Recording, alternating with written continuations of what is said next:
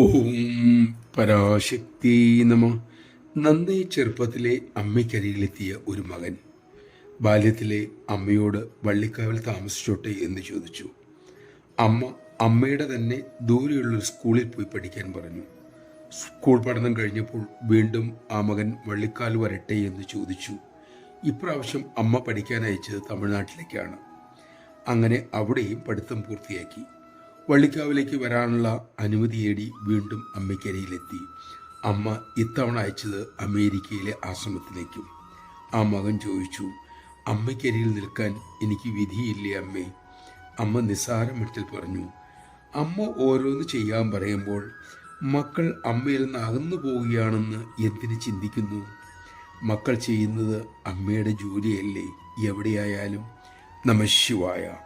അമ്മയുടെ വാക്കുകൾ അനുസരിക്കുന്നതാണ് ശരിയായ അമ്മയുടെ സാമീപ്യം എന്ന ഉള്ളറിവ് നമുക്കുണ്ടാകട്ടെ.